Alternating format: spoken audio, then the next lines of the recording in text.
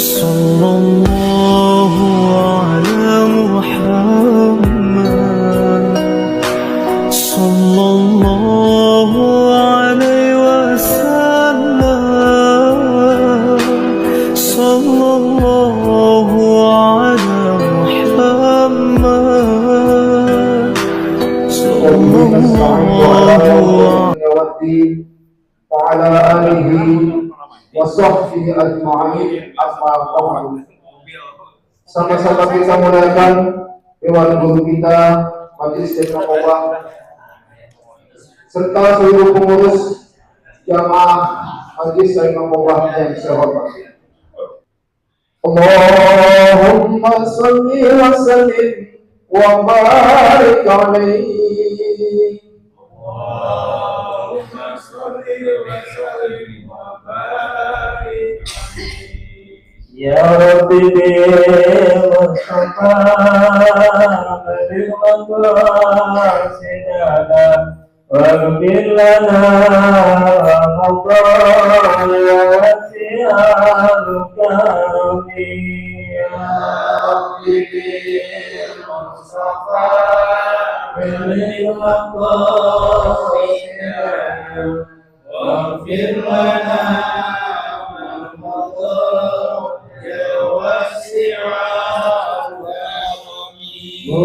salli wa sallim wa barik alaihi.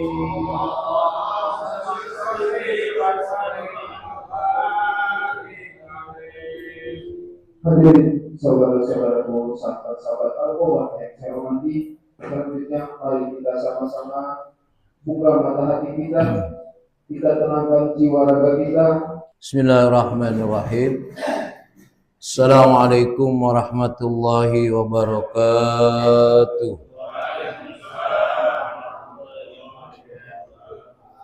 Alhamdulillah. Alhamdulillahil qail fi kitabihil karim. A'udzu billahi minasyaitonir rajim. Rabbi auzi'ni an ashkura ni'mataka allati an'amta 'alayya wa 'ala walidayya wa an a'mala salihan tarda wa aslih li fi dzurriyyati inni tubtu ilaika wa inni minal muslimin. Asyhadu an la ilaha illallah wahdahu la syarika lah wa asyhadu anna Muhammadan abduhu wa rasuluh. Allahumma salli wa sallim wa barik ala sayyidina Muhammad wa ala alihi wa sahbihi ajma'in, amma ba'du. Alhamdulillah, semua alhamdulillah, kita bersyukur kepada Allah Subhanahu wa taala dapat menikmati tempat yang terbaik sekaligus mensyukuri dari nikmat-nikmat yang Allah berikan kepada kita. Salawat serta salam kita sampaikan kepada Nabi kita Muhammad sallallahu alaihi wasallam, Nabi yang menjadi uswah kita dalam menjalani hidup dan kehidupan ini. Jamaah yang dimuliakan Allah Subhanahu wa taala, setiap hari terjadi musibah pada diri kita karena waktu berkurang tapi amal tidak bertambah. Maka menjaga waktu dalam keseharian kita untuk istiqamah dalam taat kepada Allah, untuk menikmati waktu yang terbaik yang Allah berikan kepada kita. Maka mudah-mudahan Allah membimbing kita, ya muqallibal qulub tsabbit qalbi ala dinika wa ala ta'atika. Ya Allah yang membulak-balikan hati, tetapkanlah hati ini dalam agamamu dan taat kepadamu. Dan bisa jadi waktu yang Allah berikan kepada kita, kita lalai, kita asyik mungkin dengan hobi kita, kita asik dengan hal-hal yang tidak bermanfaat, kita asik dengan hal-hal yang tidak memberikan perubahan kepada hidup kita. Maka mengakui sebagai hamba Allah dan bersaksi bahwa tidak ada Tuhan selain Allah, dan bersaksi bahwa Nabi Muhammad adalah utusan Allah, ini adalah sikap yang harus kita jaga. Tidak hanya kita mengucapkan la ilaha illallah atau bersolawat dengan sebanyak-banyaknya, tapi kita tidak mengikuti apa yang dicontohkan oleh Rasulullah. Maka kekuatan kita untuk bisa menikmati ibadah, menikmati taat kepada Allah itu karena kita sudah merasakan menjadi hamba Allah. Abdullah, bukan hamba fulus, bukan abdud dinar, bukan hamba jabatan atau hamba-hamba yang lainnya. Karena untuk menikmati hidup ini, cara yang paling tepat adalah menjadi hamba Allah. Kalau jadi hamba yang lain capek, belum tentu dapat. Jadi hamba yang lain ini bisa jadi kita banyak merugikan orang lain. Tapi menjadi hamba Allah, kita akan menikmati hidup dan kita akan memberikan kebaikan-kebaikan kepada yang lainnya. Maka ketika Rasulullah menyatakan ma min ahadin yashhadu an la ilaha illallah wa anna Muhammadar Rasulullah sidqan min qalbihi illa harramahullahu 'alan nar. Qala Mu'adz bin Jabal, ya Rasulullah, afala ukhbirun nas fayastabshiru? Qala idan yattaqilu. Bila dari seseorang dia menyatakan yashhadu an la ilaha illallah, bersaksi bahwa tidak ada Tuhan selain Allah, artinya yang kita lakukan itu adalah hanya yang Allah perintahkan. Apapun. Bukan melakukan yang tidak Allah perintahkan. Maka inilah yang disebut dengan ketika kita menyatakan asyhadu an la ilaha illallah, artinya apapun yang Allah perintahkan kita kerjakan, yang Allah larang kita tinggalkan. Wa ma atakum rasul fakhuduhu wa ma nahakum anhu fantah. Untuk mewujudkan apa yang harus kita lakukan, kita mengikuti apa yang Rasulullah lakukan. Karena Allah nyuruh kita sholat. Allah sholat nggak? Allah sholat nggak? Enggak. Yang sholat siapa? Rasulullah. Apa yang diperintahkan oleh Allah melalui Rasulullah dan kita melakukan sesuai dengan apa yang dicontohkan Rasulullah, berarti kita cinta kepada Allah. In kuntum tuhibbunallah fattabi'uni yuhibbukumullah wa yaghfir lakum dzunubakum. Kita melakukannya sesuai dengan perintah Allah, mengikuti apa yang dicontohkan oleh Rasulullah. Ketika kita mengatakan la ilaha illallah, artinya itulah yang harus kita wujudkan dalam kehidupan keseharian kita. Sudah tentu berproses. Karena menjadi hamba Allah ini lebih sulit daripada menjadi hamba manusia. Ketika bos manggil kita, ya, kita akan cepat datang atau ntar dulu? Cepat datang. Tapi begitu Allah memanggil kita, ada majelis ta'lim ini artinya Allah memanggil kita untuk datang ke majelis ta'lim. Allah memanggil kita ketika terdengar suara adzan. Allah memanggil kita ketika di sana ada musibah orang lain yang perlu kita tolong. Itu panggilan-panggilan Allah yang sangat halus. Tapi panggilan Allah yang jelas itu ketika adzan, ya, itu jelas terdengar berkali-kali. Kalau bahasa saya dengar adzan bukan 5 kali, bukan 20 kali mungkin. Karena di musola sana ada adzan, di masjid sana ada adzan, jadi 20 kali. Maka ketika kita mendengar panggilan Allah dan ketika itu kita hamba Allah, maka tidak ada kata tidak sebetulnya. Seperti kita dipanggil oleh bos kita. Bentuk konkretnya untuk kita menyatakan bahwa saya hamba Allah adalah wa anna Muhammadar Rasulullah. Dan Muhammad itu utusan Allah dan dia menjadi contoh buat kita.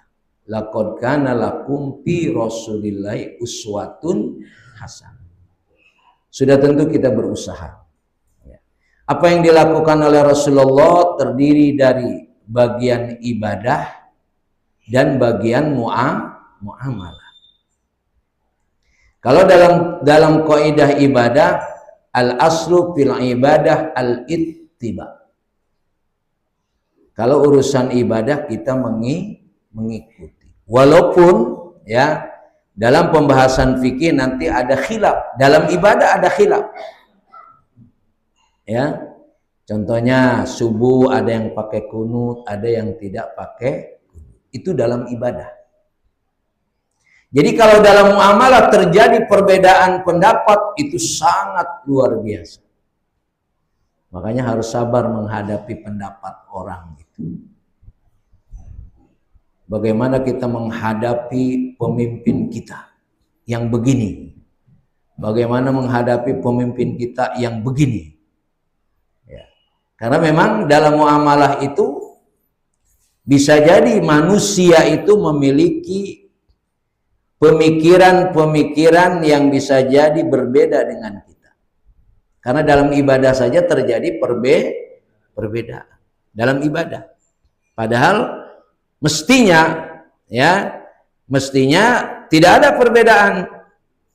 Karena kita hanya mengikuti Rasulullah. Tapi kan memahami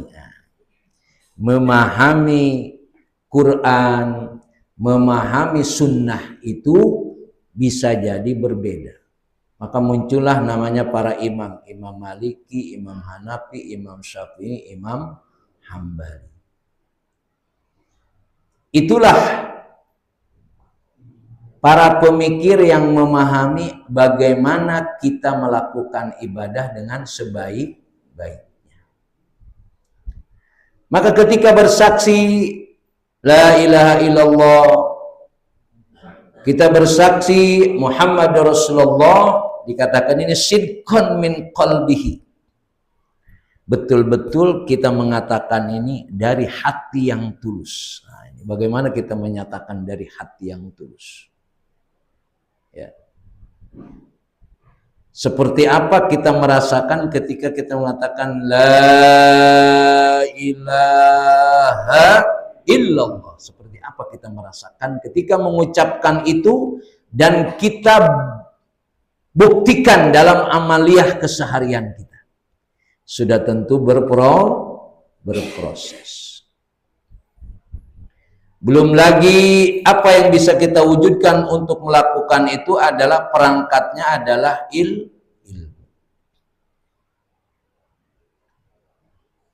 Maka ketika kita menyatakan la ilaha illallah, asyhadu an la ilaha illallah wa anna Muhammadar Rasulullah dari hati, lubuk hati yang ikhlas, haramallahu lahu 'alan nar.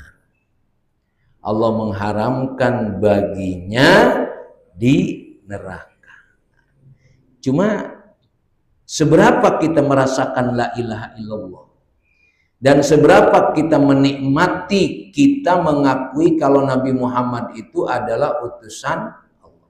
Maka jamaah yang dimuliakan Allah Subhanahu wa taala, kalimat-kalimat adzan, ya, kalimat-kalimat adzan itu adalah kalimat-kalimat lebih banyak tentang tauhid. Allahu akbar, Allahu akbar, asyhadu an la ilaha illallah, asyhadu anna Muhammadar Rasulullah. Itu kalimat itu. Ketika terdengar asyhadu an la ilaha illallah, aku bersaksi bahwa tidak ada Tuhan selain Allah. Sedangkan yang suara adzan itu yang memanggil siapa? Allah. Maka ketika kita diingatkan asyhadu an la ilaha illallah, yang memanggil kita adalah Allah, lalu ada alasan untuk tidak menjawab? Banyak alasannya, ya. Justru di situ alasannya banyak. Apalagi subuh. Dan alasan subuh itu masyru'. Alasan subuh itu orang nggak ke masjid itu sesuai dengan ketentuan syariat. Apa? Karena tidur. Kalau subuh masih, kenapa ente nggak ke masjid? Kesiangan, ketidur. Kalau orang tidur itu alasan yang diterima oleh Allah. Ya, ya. Ya. Kenapa yang nggak ke masjid? Nggak dengar adzan. Masya Allah. Berarti tidur. Orang tidur itu beralasan diterima nggak oleh Allah? Diterima. Nah, yang jadi masalah waktu dohor, asar, maghrib, isya. Kebetulan dohor juga tidur juga lagi. Ya, asar tidur juga lagi. Nah, kalau memang terjadi seperti itu, masyruh semuanya. Nah, jadi kalau subuh udah oke, mafhum, masyruh itu. Yang jadi masalah dohor, asar, maghrib, isya. Kecuali memang posisinya sedang tidur juga, lain lagi. Maksud saya untuk teskis, menguji betul nggak kita hamba Allah. Kalau kita hamba Allah berarti begitu dipanggil sama Allah tidak ada kata-kata tidak. Walaupun nanti dalam fikih, dalam muamalah, ya, ketika Allah memanggil boleh saja kita tidak menjawabnya. Contoh, ketika seorang dokter sedang mengoperasi pasiennya, lalu terdengar adzan.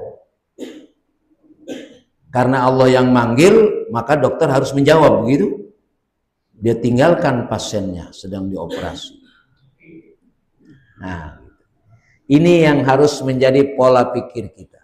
Makanya ketika antum mendengar suara adzan, posisi antum sedang apa? Ya, posisi antum sedang apa dan apakah yang sedang antum lakukan itu bisa ditinggalkan atau tidak? Itu harus bisa dipastikan. Kalau bisa ditinggalkan berarti harus ditinggalkan. Karena jamaah yang dimuliakan Allah Subhanahu wa taala, dalam kasus-kasus tertentu muamalah itu mengalahkan juga ibadah. Ya, perhatikan. muamalah itu mengalahkan ibadah. Ya. Seorang satpam yang berada di perumahan itu mereka tidak meninggalkan pos sehingga boleh meninggalkan sholat Jumat. Tapi kalau pakai analogi, kita nggak ada satpam nih, berangkat juga Jumat. Kalau pakai analogi gini ya, berarti sebenarnya nggak ada alasan tuh kira-kira begitu. Ya, jadi mestinya perumahan juga nggak ada satpam yang jaga, kira-kira gitu mestinya. Karena kita nggak pakai satpam juga aman nih, kira-kira. Tapi maksud saya itu untuk memahami.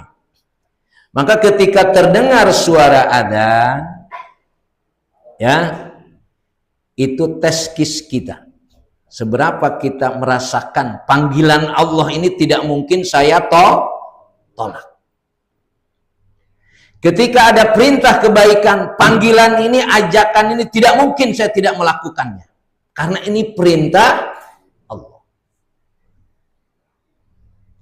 Jadi jangan sampai apa yang Allah perintahkan kepada kita, kita tidak bergerak, tidak terusik, hati kita tidak peduli. Ini untuk membuktikan bahwa kita adalah hamba Allah. Kalau Allah sudah memerintahkan, tidak ada alasan untuk tidak. Kalaupun tidak melakukan, apa alasannya yang masyru'? Dan kalau ini kita jadikan sikap dalam hidup kita, haramallahu 'alan nar. Allah akan haramkan kita ke neraka. Ini dari sisi akidah. Ya memang nanti kalau akidah disambung dengan ibadah itu nanti akan terjadi perbedaan. Salat berjamaah itu hukumnya apa? Kata Imam Syafi'i itu salat berjamaah itu hukumnya fardu kifayah, Pak. Makanya orang-orang yang bersandar pada Imam Syafi'i, orang-orang NU tuh malas ibadah jamaahnya. Iya, coba perhati. Kalau hanya melihat dari sisi hukum, emang nggak boleh saya sholat di rumah. Orang sholat jamaah fardu kifayah sih. Nah, beda dengan pendapatnya Imam Ibnu Hambal. Wajib dia. Apa logika wajibnya? Ada namanya sholatul khawf. Sholat di medan perang tetap berjamaah. Ya. Dalam kondisi perang saja itu dianjurkan sholat berjamaah. Loh, kalau dalam kondisi aman alasannya apa? Walaupun lagi-lagi tetap dalam hal ini terjadi perbedaan pendapat.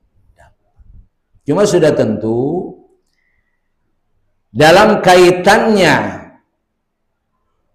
melakukan apapun itu kita berupaya sesuai dengan apa yang dicontohkan oleh Rasul. Karena kaidahnya tadi al-aslu fil ibadah al-ittiba. Yang namanya ibadah itu kita mengikuti. Siapa yang diikuti? Yang kita ikuti adalah Nabi kita Muhammad sallallahu alaihi wasallam. Walaupun tidak dipahami itu menjadi kepastian. Makanya nanti ada. Saya kasih contoh yang agak ekstrim. Rasulullah tuh menikah sama janda dulu apa perawan dulu?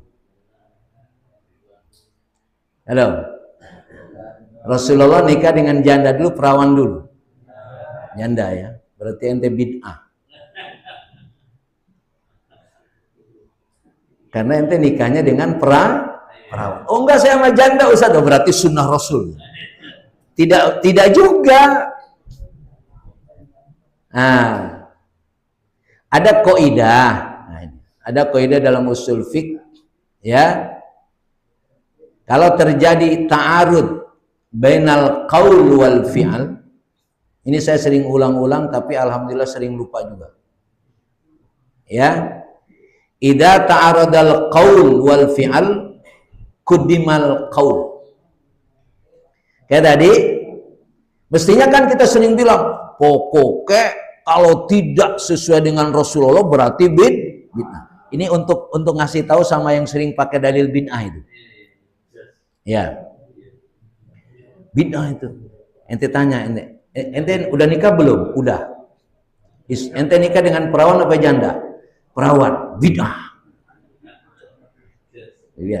Ini karena ini kata-kata bid'ah ini seperti permainan yang biasa saja. Padahal itu punya dampak yang luar biasa. Ya. Idza ta'aradal qaul wal fi'al quddimal qaul. Rasulullah itu menikah dengan janda, itu namanya fi'al. Kan hadis itu qaulun, fi'lun, takrir.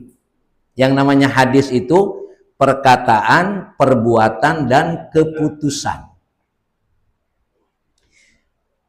Kalau perbuatan, apa yang dilakukan oleh Rasulullah? Itu namanya perbuatan, itu hadis juga. Qaul, perkataan, apa yang dikatakan oleh Rasulullah. Tapi kalau takrir, apa bedanya takrir?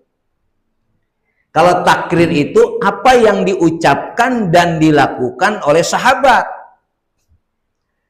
Lalu Rasulullah menyatakan iya atau tidak. Nah, ketika kita menyatakan kalau tidak dilakukan oleh Rasulullah bid'ah, nah, nanti dulu. Ya. Nah, seperti tadi Rasulullah menikah dengan janda, itu berarti fi'lun namanya, perbuatan. Tapi apakah Rasulullah nyuruh kita dengan janda? Nah, dalam kaul kata Rasulullah, nikahlah kamu dengan perawan. Karena kalau nikah dengan perawan, dia godain kamu, kamu godain dia. Hadisnya begitu. Anta tulaibuha wa hiya tulaibuka. Kalau perawan sama perjaka itu mau memulainya bingung bisa jadi. Ya, di mana ini mulainya? Kira-kira begitu. Ya, itu Rasulullah bilang gitu. Ya, anta tulaibuha wa hiya tulaibuka. Tapi kalau antum menikah dengan janda udah pengalaman dia. Atau sebaliknya, perawan menikah dengan duda.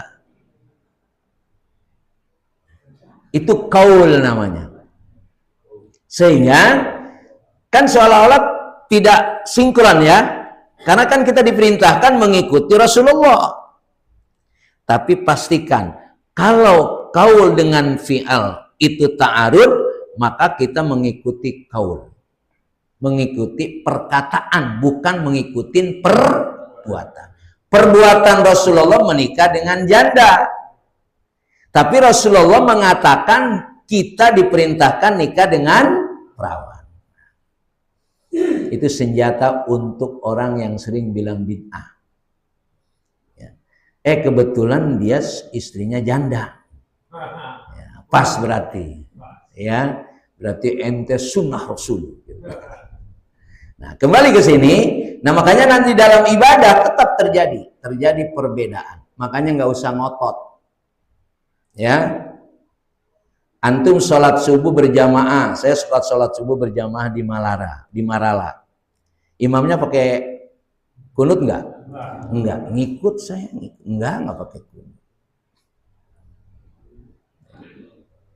Kemudian antum sholat di Masjid Al-Ittihad, antum nggak pakai kunut. Terus imam Ittihad kunut, antum kunut nggak? Mana yang lebih utama? Kalau ngikut imam itu jelas tidak ada khilaf. Ya, ngikuti. Tapi ada ustadz yang di Marala juga yang kunut, boleh enggak apa-apa. Masih ada orang imam tidak kunut tapi dia kunut. Mungkin di sini juga ada, boleh. Cuma jangan berpendapat seolah-olah kunut itu salah. Ketika dia tidak kunut. Begitu maksud saya. ada apa namanya legowo. Soal mau ngikut oke, tidak ngikut juga oke. Tapi hati yang tulus, bukan berarti kunut ini salah. Walaupun saya tidak kunut. Bukan berarti tidak kunut ini salah, walaupun saya kunut. Ini penting saya sampaikan karena kadang-kadang perbedaan pendapat tapi ngototnya seolah-olah yang benar pendapat dia. Ini yang berijtihad para ulama. Ente bisa apa ente? Sekarang pertanyaannya kalau bahasanya ulama sekarang profesor doktor dengan Abu Hanifah, Imam Syafi'i hebatan siapa? Tidak ada yang mengalahkan. Saya banyak teman-teman saya udah profesor doktor itu. Wah, biasa aja dia. Apalagi kita profesor bukan, dokter bukan. Ya. Ini perlu dipahami supaya soal ibadah kan, soal ketaatan kan yang lebih penting adalah tentang hatinya yang legowo, menerima. Tidak suka boleh, tapi jangan mencaci kira-kira. Ini untuk membuktikan seberapa kita cinta kepada Allah dan cinta kepada Rasulullah. Karena kalau sudah punya sikap cinta kepada Allah, cinta kepada Rasulullah. Kalau ibadah kita ini kan ibadah, ya Allah. Bagaimana kita bisa menerima? Tapi kecintaan kita kepada Allah, kecintaan kita kepada Rasulullah tidak boleh bergeser. Kita suka telat ibadah apa enggak? Bukan telat, pernah ninggalin Ustadz. Kalau gitu kita masuk neraka. Nanti dulu, dalilnya tidak itu. Yang harus kita kuatkan adalah seberapa persaksian kita kepada Allah, persaksian kita kepada Rasulullah diwujudkan dalam bentuk keseharian. Makanya teskisnya tadi adalah ketika Allah memanggil. Asyhadu an la ilaha illallah, asyhadu anna Muhammadar Rasulullah, dikonkretkan dengan hayya 'alas shalah. Mengaku beriman gampang apa gampang? Gampang. Tapi seberapa? Ya. Makanya kalimat la ilaha illallah yang sering kali kita jadikan sebagai satu dzikir, ya, jadikan dia dorongan untuk menyatakan bahwa kita ini tidak mungkin melakukan apapun kecuali yang Allah perintahkan. Karena hanya hamba Allah yang masuk surga. Apa dalilnya? Kalau dia tidak hamba Allah tidak masuk surga. Ya ayatuhan nafsul mutmainnah, irji'i ila rabbiki radiyatan mardiyah fadkhuli fi ibadi wadkhuli jannati. Jadi sebelum masuk surga kata Rasul, masuk dulu jadi hamba Allah. Allah menyatakan fadkhuli fi ibadi, baru wadkhuli jannati. Kata Allah, jadi dulu kamu hamba aku, baru engkau masuk surga. Nah maka ini harus kita jadikan pola dalam keseharian kita. Ketika ada kebaikan yang ditawarkan kepada kita, nah, kalau ini perintah Allah, bagaimana kita? Kok saya tidak bisa melakukan? Kenapa? Harus begitu. Sampai akhirnya kan kita diperintahkan oleh Allah untuk berjihad. Ya, berjihad itu perintah yang berat. Sholat antum tuh sudah jihad apa belum? Bagaimana membuktikan sholat kita jihad atau tidak? Artinya kesungguhan itu sudah kita lakukan belum? Misalkan dalam sholat. Kalau sholat duhur jam 2 itu jihad apa enggak? Itu contohnya itu. Ya. Yang jihad itu adalah sebelum waktunya kita sudah siap. Begitu dengar adzan, kita sudah siap. Itu perlu kesungguhan. Maka untuk jihad sholat aja kita belum sanggup ini. Apalagi jihad bi amwalikum wa anfusikum. Tapi saya yakin juga sih kalau misalkan orang terlambat sholat bayar, mending terlambat mending bayar. Kayaknya mending bayar ya. Ya hanya orang ini karena begitu ininya ya. Nah, andai kan ada pilihan harus sholat tepat pada waktunya. Ya, tapi ada pilihan kalau dia tidak tepat pada waktunya bayar, mending tepat pada waktunya.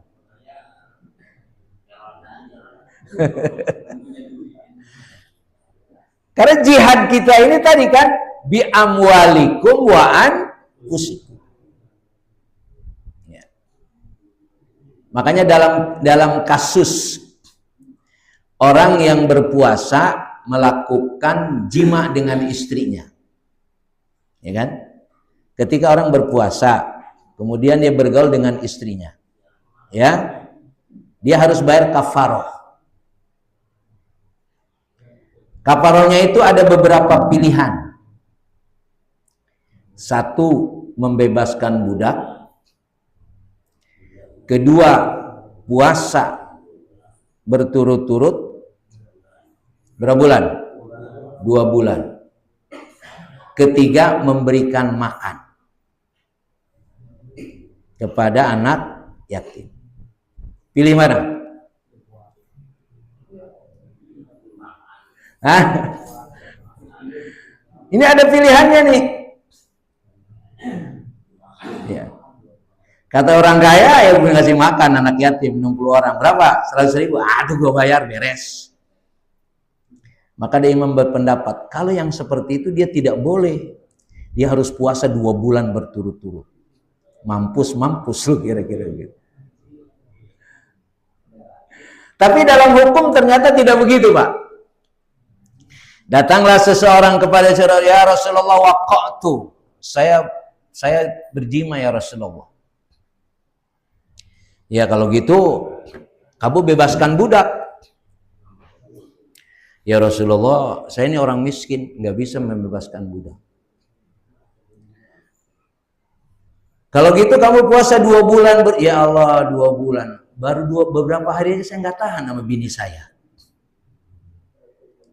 Apalagi 2 bulan. Ya kalau gitu kamu memberi makan kepada 60 anak yatim. Ya. Saya ini orang miskin, gak mungkin saya bisa memberikan makan kepada orang miskin. Akhirnya Rasulullah memberikan uangnya, gampangnya. Memberikan uangnya nih. Ini berikan sama orang miskin. Rasulullah yang paling miskin di kampung ini saya. Akhirnya duitnya buat siapa? Buat dia. Itu Masya Allah, hukum ini begitu indah ketika orang sudah melanggar. Ya, dapat duit, bebas dosa. Nah ini, memang akhirnya hukum itu menyelesaikan masalah. Ya, kalau gitu enak juga, ya coba itu ente begitu. Kalau orang mau melanggar hukum pasti tidak enak. Begitu indahnya penyelesaian hukum secara syariat. Tapi antum kalau melalui itu pasti juga belum tentu nikmat. Ya, belum tentu bisa merasakan itu. Maka pastikan seberapa kita cinta kepada Allah, cinta kepada Rasulullah ini dengan mewujudkan apa yang diperintahkan oleh Allah dan Rasul. Bila terjadi perbedaan pendapat, jangan suka mencela pendapat orang lain. Gitu ya. Karena ikhtilafu ummati rahmatun. Berbeda pendapat itu rahmat, artinya indah. Antum kalau baca kitab Bidayatul Mujtahid itu indah sekali tuh Imam Hanafi, Maliki, Syafi'i, Hambali. Ya. Pendapatnya dia ya itu ya indah. Kenapa kalau kita beda pendapat kita berantem? Karena kita berbeda pendapatnya bukan dengan ilmu, dengan otot, dengan kekuasaan. Pokoknya kalau kata gua begini, begini kata ketua begitu. Tidak dengan ilmu. Nah, makanya kita harus banyak berbeda pendapat, Pak. Ini biasanya Bapak protes nih, makan hari ini apa? Makan jangan ini terus dong. Misalkan nih. Jangan ini terus dong, ganti dong. Nah, tuh duitnya, tapi begitu jangan ngomong tapi duitnya kagak keluar. Nah. Jadi berbeda pendapat itu harus didukung dengan faktor-faktor yang lain. Kan ada orang cuma ngomong doang, habis itu pergi dia. Dia jadi ketua, jadi pimpinan, ngomong doang tapi nggak bertanggung. Tapi kalau ada orang usul, ambaknya gedean dia. Ini ya. Nah, maka kita dalam, ya sebutlah di Al-Aqobah ini, saya kadang senang kalau terjadi perbedaan-perbedaan itu. Kecuali perbedaan ibadah, nah, kalaupun ada sudah. Tapi kalau perbedaan gimana nih konsumsi, gimana ini, saya senang bukan. Ini gimana nih kita tadaburnya di laut apa di puncak? Ya itu tidak apa-apa. Kata dia, kalau gue usul ke laut, nanti gue suruh nambahin duit, gimana ya? Masalahnya yang ditakutkan tuh ide itu membackupnya. Makanya orang ada yang gak berani ngomong. Ya ngomong sih enak, gampang. Tapi kan, nah, gitu ya. Jadi memang harus, tapi kita tidak. Bagaimana antum punya pendapat, keluarin aja dulu. Itu penting. Karena pemikiran itu harus menjadi sedekah jariyah. Pemikiran kita itu bukan hanya pemikiran yang liar. Tapi jadikanlah pemikiran harus menjadi sedekah jariyah. Karena memang Allah memberikan kepada kita senang berpikir, senang berdiskusi. Jadikan itu. Karena masalah ini tidak pernah selesai, Kak. Masalah ini tidak pernah selesai. Dan terus kita harus berinovasi. Jadi jangan aman kita hidup ini. Ya, kembali kepada kita, apakah ibadah kita ini sudah naik atau belum? Terus kita koreksi. Kenapa ibadah kita tidak semangat? Karena kita tidak pernah mengoreksi. Kalau antum mengoreksi keadaan antum hari ini, akan semangat. Apalagi ketemu dengan yang lain. Saya kadang-kadang muncul semangat kalau udah kumpul dengan para kiai itu, Masya Allah. Saya ternyata nggak ada apa-apanya ini. Mereka sudah bicara ini, mereka sudah bicara itu. Tapi saya, ya Allah.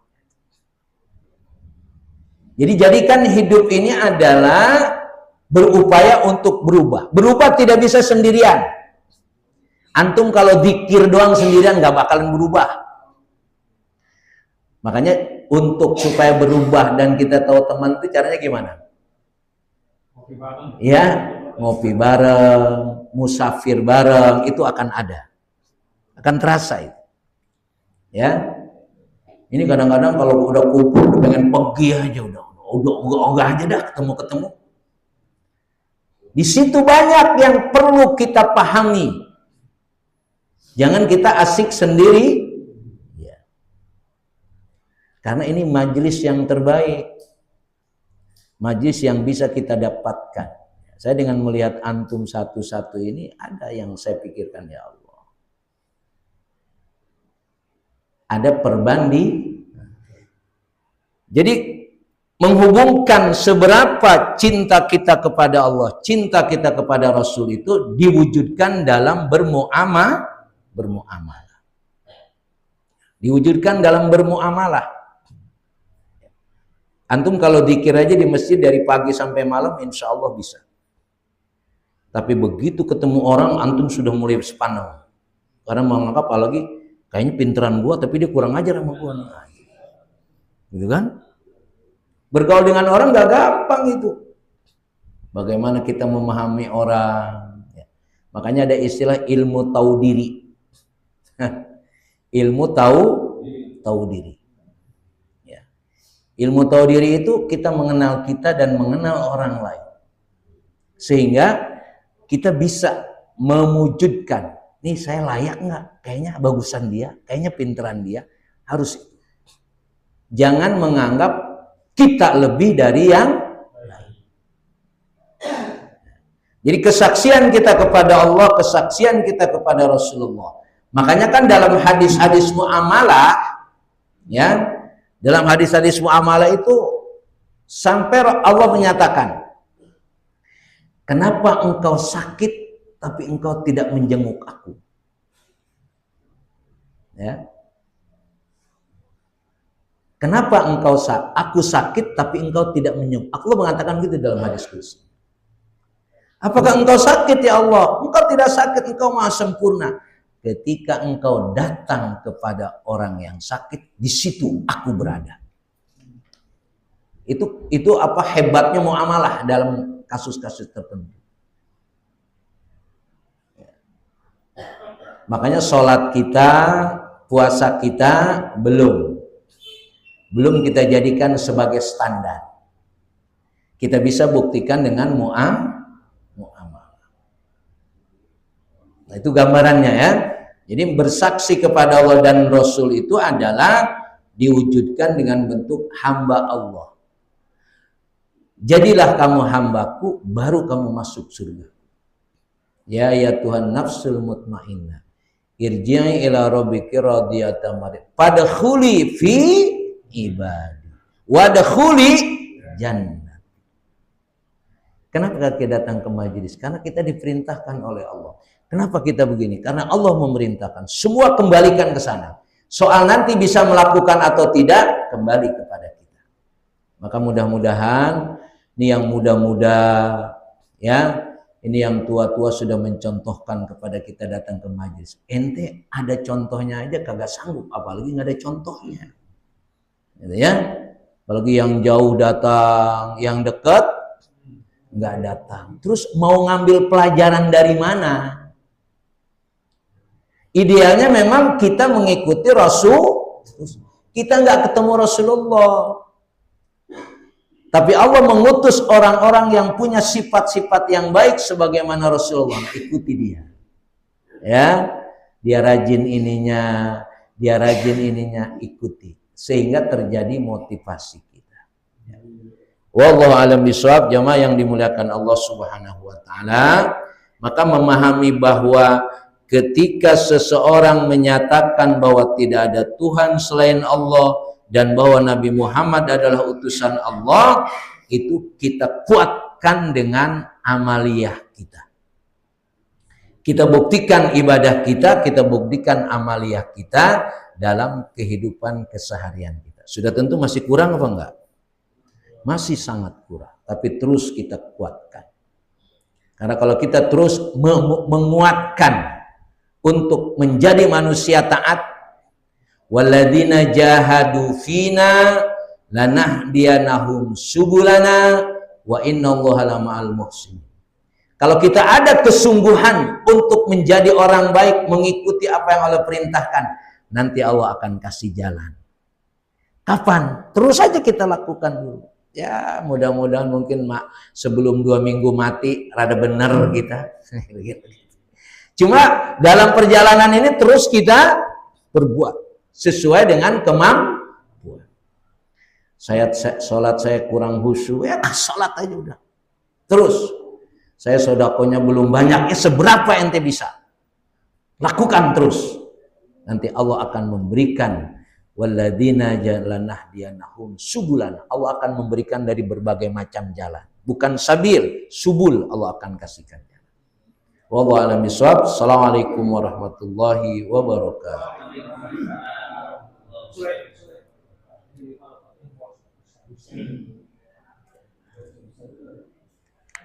Alhamdulillah. Kemudian teman sekalian, penjelasan tentang hadis mulia yang menjelaskan tentang bermacam bentuk ibadah yang banyak warna-warninya. Kalau kita perhatikan, sholat pun banyak warna-warninya.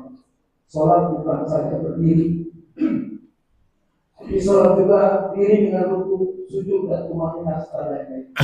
Begitupun ibadah zakat. Kita bukan saja mengenal zakat fitrah, tapi kita juga mengenal zakat mal, zakat harta, zakat perdagangan dan zakat. Itulah bahasa kita. Oleh karenanya, bersyukur pada hari ini kita mendapatkan pencerahan dari guru kita Bapak Kiai Muhammad. Oleh karenanya, sebelum saya melanjutkan sesi pertanyaan, tadi ada informasi bahwa kemarin guru kita Bapak Ustadz Syekh Farisi ada musibah sedikit. Oleh karenanya, yuk kita sama-sama bacakan surat Al-Fatihah. Mudah-mudahan dengan pembacaan surat Al-Fatihah, guru kita Bapak Ustadz Farisi disebutkan kembali oleh Allah Subhanahu Wa Taala sebagaimana biasa sehingga dapat berkumpul atau mengajar kita bersama-sama di majelis ini. Al-Fatihah. Bismillahirrahmanirrahim. Alhamdulillahirrahmanirrahim. Iyyaka na'budu wa iyyaka nasta'in. Shiratal ladzina Selanjutnya kami buka sesi pertanyaan. Oleh karenanya kami persilakan bisa bertanya. Oh ya, Pak Edo, silakan.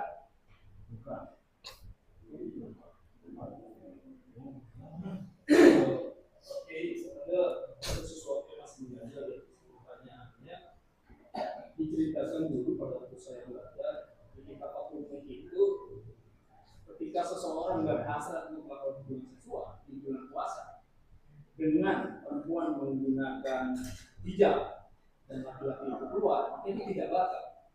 Pertanyaan saya, apakah yang dimaksudkan jima? Apakah harus melalui penetrasi?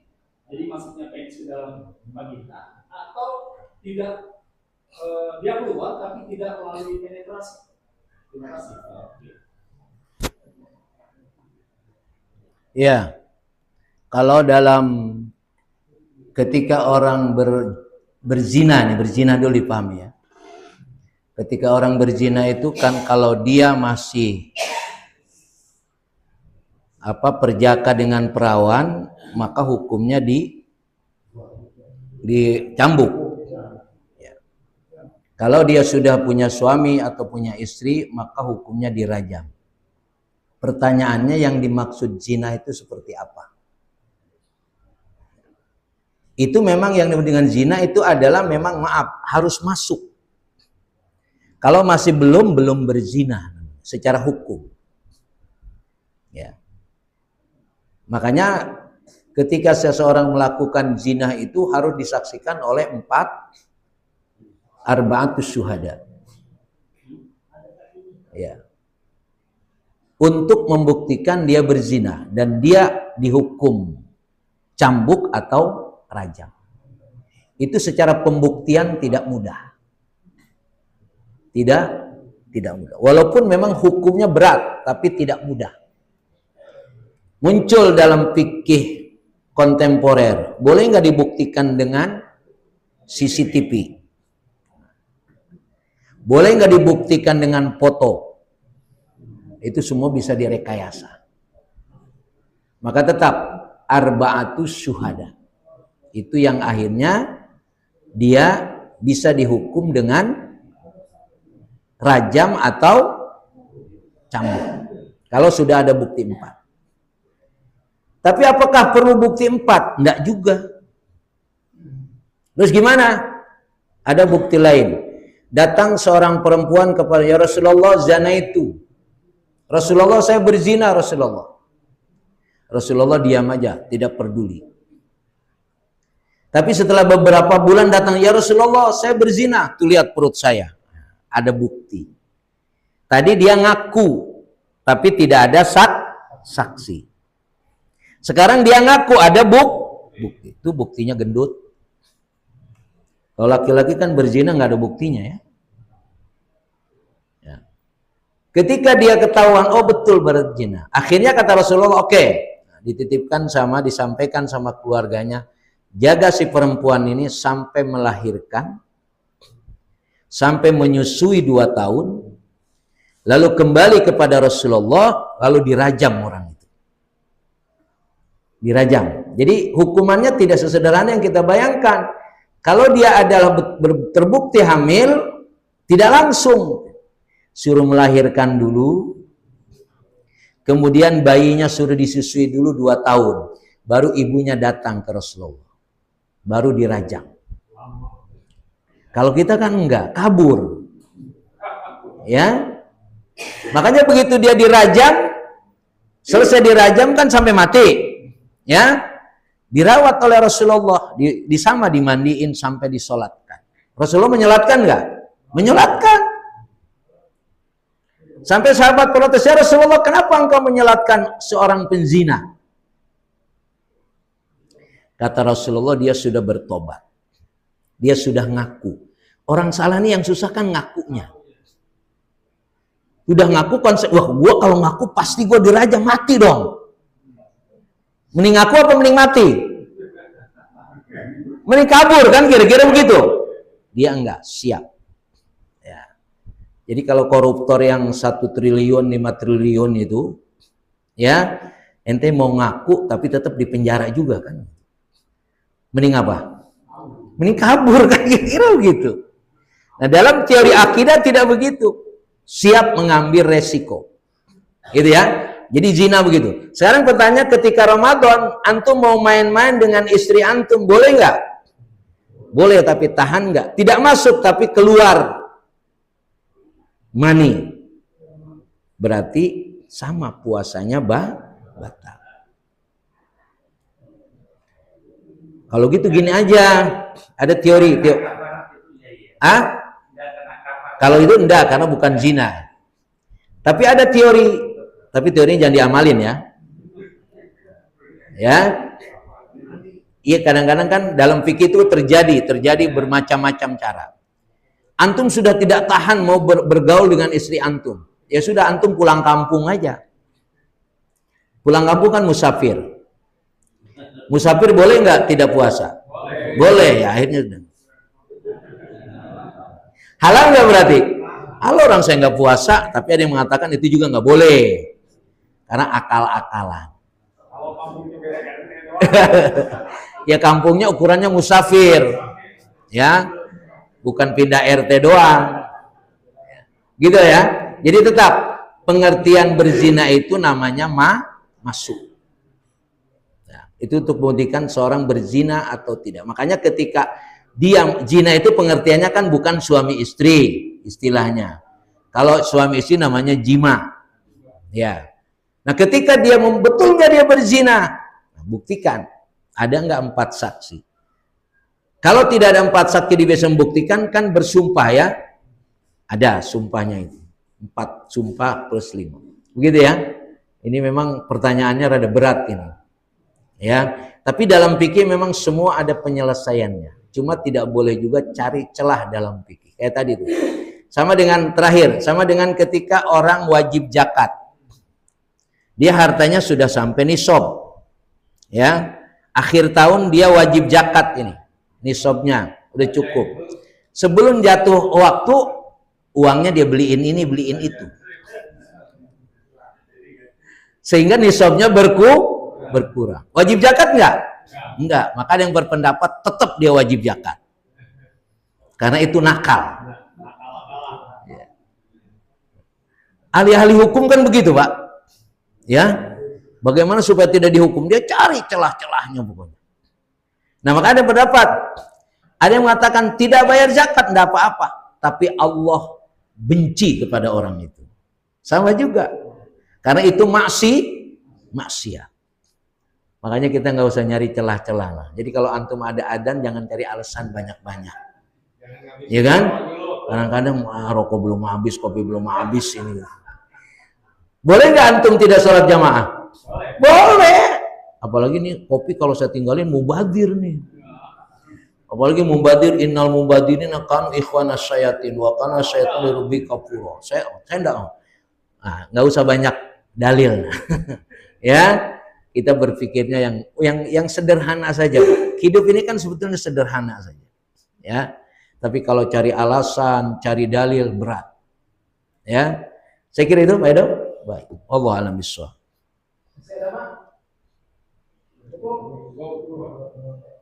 Alhamdulillah, jangan sekalian karena waktu 2 kita. Oleh karena itu sama-sama pengajian ini kita tutup dengan doa kafir majlis, diawali dengan doa saya. Bismillahirrahmanirrahim. Bismillahirrahmanirrahim. Allahumma anta rabbi. Allahumma anta rabbi. La ilaha illa anta. La ilaha illa anta. Khalaqtani Wa ana abduka. Wa ana ala ahdika. Wa wa'dika. Mastata'tu. A'udzu bika. Min syarri ma sana'tu. Abu laka. Bi ni'matika alayya. Wa abu bidambi. Aghfirli. Fa innahu la yaghfiru dhunuba illa anta. Subhanaka Allahumma wa bihamdika asyhadu an la ilaha illa anta astaghfiruka wa atubu ilaik. Alhamdulillah, Alhamdulillah, all praises to Allah, all praises to Allah.